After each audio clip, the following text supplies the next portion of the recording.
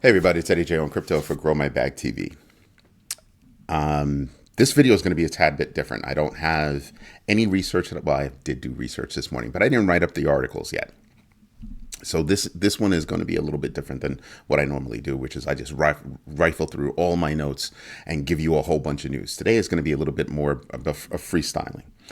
But we're going to start off like this. Have you been paying attention to the retail sector? And I ask this question because I think something went missed by a lot of people. I'm looking at Best Buy, right?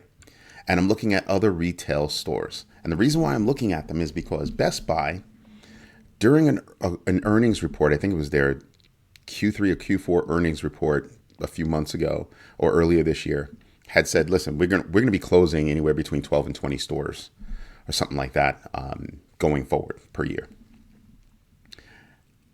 The reason why they're closing these stores is not just because the stores are doing poorly, it's because they're getting hammered by online shops, even their own. And I'm sitting back and I'm saying to myself, that's actually a very big deal. Fast forward to today, you've got Walmart, you've got Home Depot, Target. You have a lot of these places that are saying, listen, we're going to start locking stuff up because we're dealing with too much theft. What does that do? That's going to drive people to learn how to purchase things without actually feeling them, right? So we're talking about simple stuff. Soap, toothpaste, small things that can disappear in a bag real fast and people walk out. Cool. I understand why you're taking these security measures. It costs a lot of money to buy those little casings to put, those little security casings to put everything in and then put them on the shelves and then have to come to the counter. No self-checkout because you have to find somebody to unlock it, to give it to you, all that good stuff. So people are learning to purchase without actually feeling things, driving them even more toward online purchases, which means your return game has to be good, right? If you're a store, somebody receives something and they go, oh, I thought I was getting something. Like I have to go to Home Depot today because I bought a light switch. It was the wrong color. The lighting in Home Depot just sucks. It sucks so bad. I went in there. I thought I was buying a white light switch to match the other three switches that I have in that bank. And I get home and I didn't even notice until I was done wiring everything up that it's freaking off-white. And that little difference really, it's annoying. So I get to go back to Home Depot today and swap that out and do the work again. Not a problem. I can do it. It's no issue. It'll take about, 15 minutes or some crap like that. 15 minutes to the store, 15 minutes back, 15 minutes to change it, about 45 minutes in total. But anyway, I'm looking at retail for that reason. I wouldn't have made that mistake had I purchased it online because I would have seen off-white, not poor packaging that I got on this thing. And they didn't even mention the color because they figure, oh, we're showing the color. But they didn't realize that you're showing the color in a dimly lit Home Depot. This is one of the reasons why I'm not going to go back to Home Depot. I'm going to go to Lowe's. Because when I walk into Lowe's, it's brightly lit. People there are always willing to help you. They're not acting stupid with shenanigans and everything. Every time I go to Home Depot, one of their employees is acting dumb. And then they don't know what they're talking about in a lot of cases. Very rare that I actually find somebody that knows their section and knows how to help you, all that good stuff. But that's going to drive me even more. I do a lot of shopping, in stores. I do a lot of shopping online, depending on what it is. Usually it's the bigger items that I shop for online because then I can compare prices and all that good stuff, whatever. But the more that you lock things up in retail environment, the more I'm going to go to online. And that's going to be for everybody. Nothing's 100%, but it's going to drive a lot of people to purchase online. That said, what do I see in the next few years? I see stores closing up. I see huge spaces. So now we're shifting from retail to real estate. I see huge spaces that are going to wind up going empty because who the hell is going to move in? You've seen the size of Best Buy, right? You go to a Best Buy store, they're going to have to chop up that store, right? Make them smaller and see if they can, rent out the smaller spaces. But 9 times out of 10 in certain areas, that was an anchor store. That's what brought the foot traffic to that shopping mall. Outdoor, indoor, doesn't matter. So now you have this huge empty space. What are you going to do with it? If it's a standalone building, like I live near one that's a standalone building, they chop up the building, they fit other things in there, and then you just start to see things disappear. So now I've got empty space in retail, commercial space, empty. What am I going to do with it?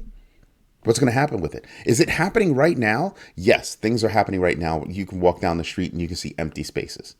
Hopefully they start getting filled up by small business and small business takes off. I'm happy for small business. But there are also those incidents where they can't fill it and it goes empty, period. And I see that happening right now. Why? Because business loans are really expensive. Space is still expensive. I don't know why, because you're hurting for actual renters that can afford to pay. Why would you raise rent anyway? Well, because you need the money too. So you see that cycle? So we went from retail to real estate back to retail.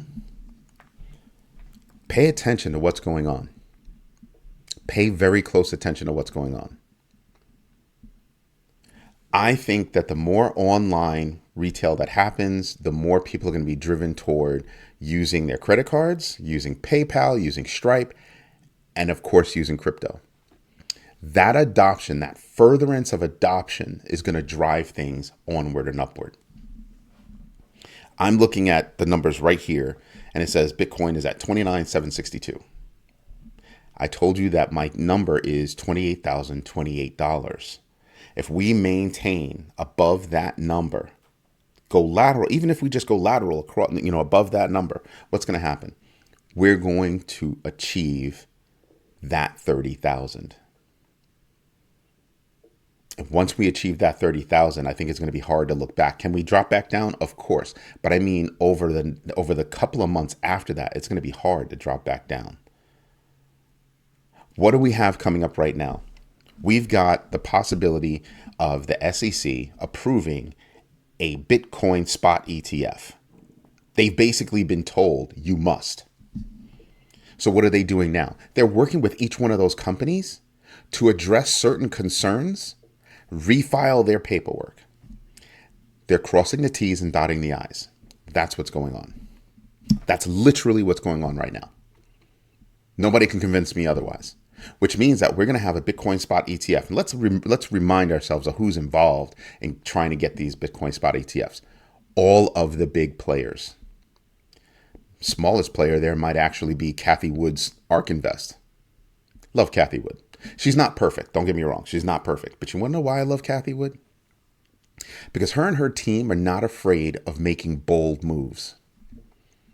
She's made some seriously bold moves. Sometimes she's been wrong, sometimes she's been right, but it's never out of stupidity. It's always because she's thought things through. Her team have thought things through. They went, fixed up their paperwork, sent it back.